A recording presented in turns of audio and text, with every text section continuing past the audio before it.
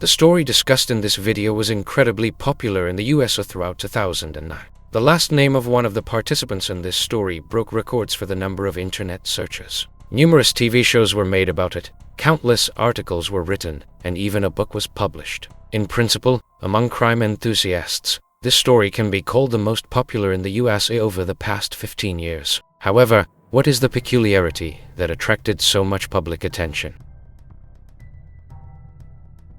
Dalia Muhammad was born on November 18, 1982, in New York. She was the eldest of 3 children. Her mother was Peruvian, and her father was Egyptian. Such a marriage gave Dalia an unusual, attractive appearance. She studied well at school, danced, and attended church with her parents on Sundays. In 1995, when Dalia was 13 years old, her family moved to Boynton Beach, a resort town in Florida. In 2000, Dalia's parents divorced. Her mother stayed in Boynton Beach with the children, and her father returned to New York.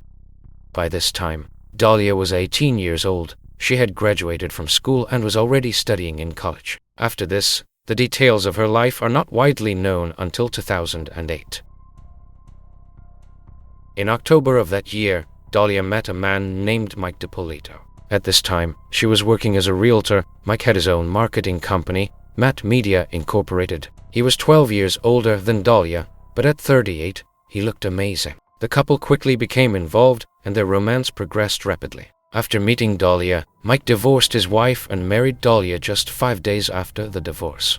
A few days after the wedding, Mike bought a townhouse in Boynton Beach through Dalia's agency. It cost about $250,000, but Mike's income allowed him to purchase it without a loan. The newlyweds settled into their new home. Dalia spent her days in tanning salons and hairdressers, shopping, and working out. Mike ran his marketing agency from their home. They occasionally spent weekends traveling. Outwardly, their couple looked very effective. Tall, muscular Mike and petite, slender Dalia. It seemed that their marriage was close to ideal.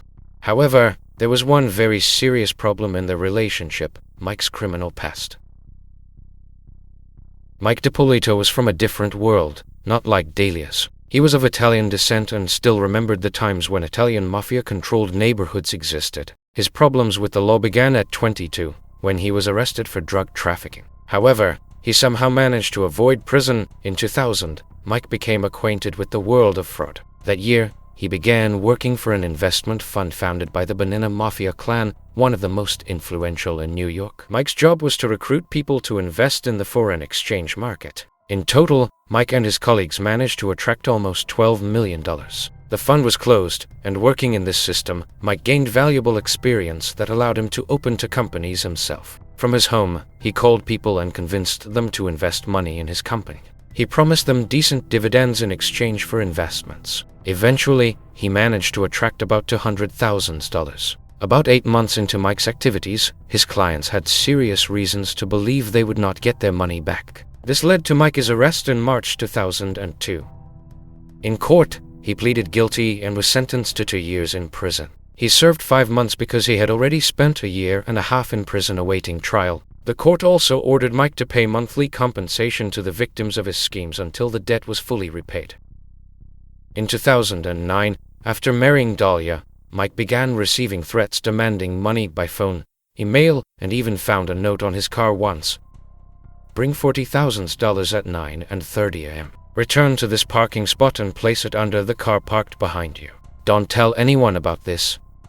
By this time, Mike's patience was running out. He went to the police. The man looked very concerned about his safety. He had to tell the police about his old connections with the Banana clan. He was so morally exhausted that he said the following: "I want whoever it is to just break my car windows or even shoot me and get it over with." This conversation with the police took place in May 2009. And on August 5, Dalia, Mike's wife, received the following call. Is this Miss Dippolito, please? No, ma'am, I need to talk to you. Ma'am, I'll tell you everything you need to know when you get here. At that moment, Dalia was on her way to the fitness club. A policeman contacted her and asked her to return home. He did not tell her what had happened, but the call from the police was clearly not good news. When Dalia returned home, the following happened. I'm Sergeant Ramsey. I'm the one that called you. Thank you for coming. I'm sorry to call you. Listen, we had a report of a disturbance at your house, and there were shots fired. Is your husband Michael? Okay, I'm sorry to tell you, ma'am, he's been killed. He's been killed, man. I'm sorry. No, he's not. Listen. No. Try to calm down. No. Listen, right now we need to get you to the station. No. We need to get you to our police station. I want to see him. I can't let you see him, man. We have to do our job. If you want us to find his killer, okay, we need you to calm down. I'm going to need you to go with these detectives, okay? Does he have enemies? Is there anyone that would want to hurt him? Okay, who would want to hurt him? Witnesses said they saw a black male running from here. I can't let you see him, ma'am. Ma'am, I cannot do this right now. Ma'am, I can't do it. Detective Yopi, I need you to take her to the station. I can't. Ma'am, go with these detectives. If you want to help your husband, okay? If you want to help your husband, you need to go to the station with these gentlemen and tell us everything you know about who he knows, who he's connected to. Don't worry, we've already taken care of your dogs with animal control for right now. Everything's under control. And we'll take care of everything else, okay? Thank you, guys. Yes, what Mike feared happened. On August 5, 2009, someone broke into his house and killed him. Dalia was hysterical, but the police needed to question her, so she was taken to the station. He was found in the bedroom. He was shot twice in the head. He wouldn't open the door unless it's somebody that he knows. Well, then- We don't open for any. Listen, is there anybody that you know that you think would want to kill your husband? This is on probation. For what? He's for stock fraud. Stalk fraud? How long have you been on probation? Probation or parole? Did you spend any time in prison? How much? You know? 2 years in prison and 5 years on probation, going on to 6 years. Oh my God. And what was that for? It was for taking money. It was. The police tried to find out if Mike had any enemies. In response, Dalia told them about his criminal past. Then something unexpected happened.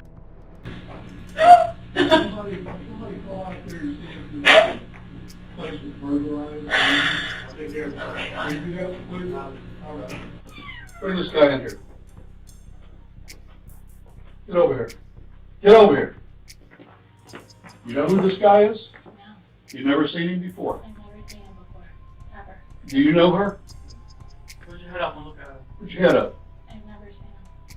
What were you doing coming out of her house? Get him out of here.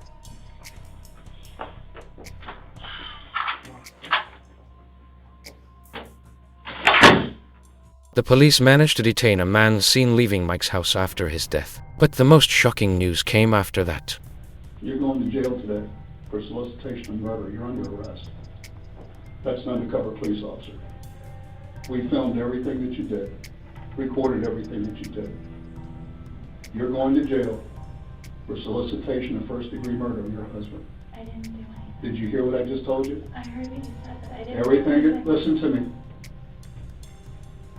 Everything has been recorded. You were photographed. What do you want to do? What do you want to do here, I didn't do Dalia? anything. Listen to I me. didn't do anything. You're going I to didn't jail. do anything, please. I didn't do anything. Tell me you didn't do anything. I didn't do anything. You're going to jail today. Oh my God. He's alive. Come here, please. Come here. Mike, come here. Come here, please. Can't fix this. Why not? I didn't do anything I to heard you. Mike, come here, please. Come here. Yes, Mike turned out to be alive, and Dalia was arrested. But what ultimately led to such an outcome?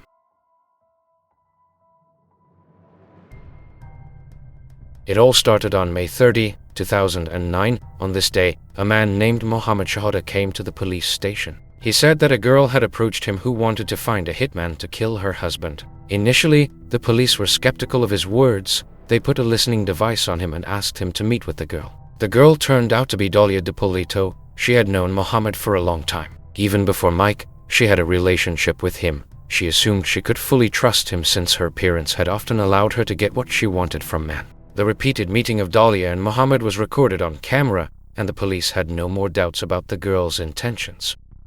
Okay, after he kills and whatever, your mom and all of them are not gonna, like, his mom is not gonna get suspicious of you or anything like Why that? me? Like, for killing somebody? Come on. Nobody's gonna be able to point a finger at me. I Making brought nothing up. 1,200. Like, that's all I brought. George, like, I'll give you 20 once it's done. The next person she was supposed to meet was an undercover police officer, Sergeant Woody Jin. In this scheme, he played the role of a hitman, the same one shown to Dalia in the interrogation room. When it's done, you have to have an officer change your money. No, there's no, like, I'm determined Definitely already. you wanna I'm do this. positive, like, 5,000% sure, like, no, when I It's gonna have to be at the house. He gets two in the head. That's it. I take a couple things with me, break a couple windows, make it look like a robbery that went bad. So, about the key to the house. I found out that I didn't make a copy of it.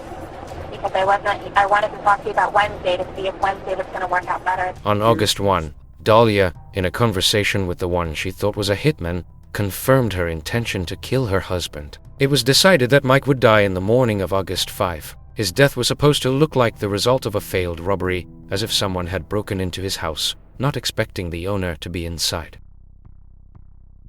This case involved employees of a TV show called Cops. This TV show is about the daily life of the police. The TV workers received an exclusive story in the form of this story. Then everything was played out according to the script. On August 5, after Dalia left for the fitness club, the police knocked on Mike's door and told him about his wife's intentions. Sorry, okay. Yes. I'm Sergeant Sheridan of the Boynton Police Department. Hi. Can I talk to you? Yes, for sure. Okay. You need to come with me to the police station. You're not in trouble. Your wife has hired a person to kill you. Relax, just relax. take it easy. Take a deep breath. Go ahead and sit down.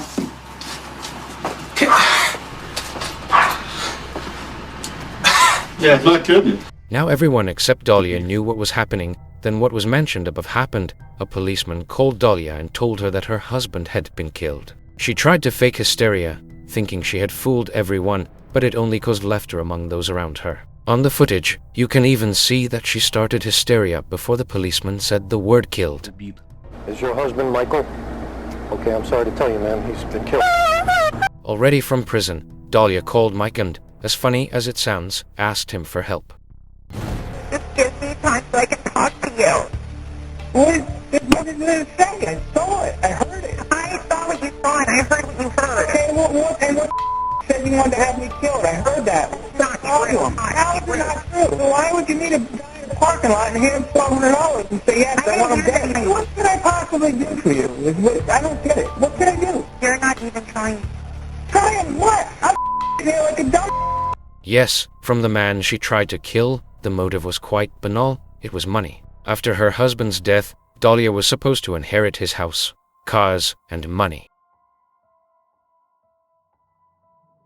It seemed that everything in this case was obvious, but when it came to court, equally interesting things began to happen. The trial took place in 2011. In addition to the recordings of Dalia's conversations with the undercover officer she thought was a hitman, the prosecutor presented evidence that before the attempted murder, Dalia had another plan to get rid of Mike. In particular, Dalia's correspondence with one of her ex-boyfriends was shown. In this correspondence, she suggested he plant drugs on Mike so that Mike would go to prison. Indeed, after the wedding, drugs were found on Mike several times, but each time there were no fingerprints on them.